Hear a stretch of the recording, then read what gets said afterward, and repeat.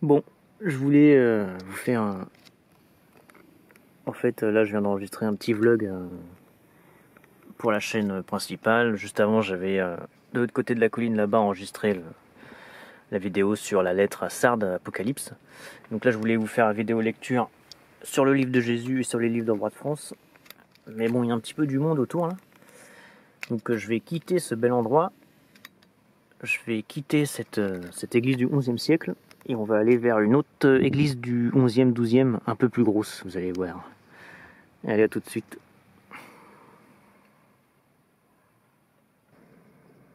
Ouais, donc du coup, vous voyez, celle-là, elle est quand même un petit peu plus grosse. Hein. Mais elle est à peu près de la même époque. L'époque où il y avait de la verticalité et la foi dans la société. Bon, malheureusement, ça a aussi conduit à un peu d'orgueil, à un début à la décadence et à l'idolâtrie, mais c'était quand même une société beaucoup plus tournée vers le Seigneur.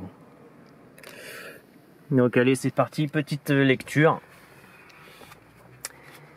Christ sortant du tombeau, et donc l'image c'est celle-ci. Vous avez l'habitude maintenant de ces vidéos. C'est de vous mettre sans... comment je peux faire? Comme ça. Voilà. Donc voici l'image. Toujours de très beaux dessins. Hein.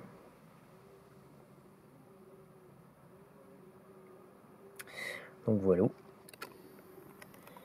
Et puis on va lire le texte qui lui est associé, avec toujours une petite introduction par un verset biblique. Christ sortant du tombeau. Alors, un ange du Seigneur descendit du ciel, vint rouler la pierre de devant l'ouverture et s'assit dessus. Matthieu 28,2. Après la crucifixion, les chefs des prêtres et les pharisiens s'inquiétaient des remous que la mort de Jésus pouvait encore causer. Ah bah ils peuvent s'en inquiéter parce que 2000 ans après, on en parle encore. Hein. Et ça a encore toute son importance. Donc ouais, ils pouvaient s'inquiéter les mecs. Bande d'ignards. Ils savaient que le Christ avait annoncé qu'il serait ressuscité le 3e jour après sa mort. Cela tombait ce dimanche. Ce n'était pas tant qu'ils croyaient eux-mêmes en cette résurrection, mais ils redoutaient que des disciples de Jésus ne viennent ouvrir le tombeau et dérober le corps pour faire croire au miracle. Les foules qui avaient cru en lui risquaient d'être à nouveau galvanisées. Ils se rendirent donc chez Pilate, le préfet romain, et lui demandèrent de faire surveiller le sépulcre pour la journée. Pilate les y autorisa, tout en leur demandant d'utiliser leur propre garde. Les prêtres et les pharisiens se rendirent donc très tôt sur place, firent sceller la pierre pour plus de sûreté, et postèrent des gardes à l'entrée. Après leur départ, la terre se mit soudain à trembler violemment, et un ange descendit du ciel. Sans effort, il décela la lourde pierre et la roula sur le côté, puis il s'assit sur la roche du tombeau. Il resplendissait comme l'éclair et son vêtement était blanc comme la neige. Les gardes n'avaient même pas eu le temps de réagir. Ils se mirent à trembler de terreur et furent pris de malaise, s'effondrant sur le sol. C'est sûr que ça devait un peu surprendre quand même. Tu vois pas ça tous les jours, quoi. Jésus sortit alors du tombeau. Donc c'est bien, puisque c'était la Pâque il n'y a pas longtemps.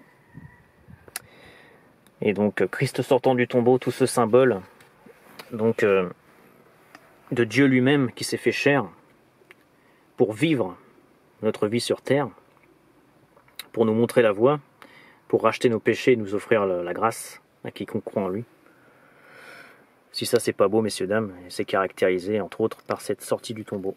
Il vint à la mort, c'est-à-dire que il n'y a pas de... Il y a un après.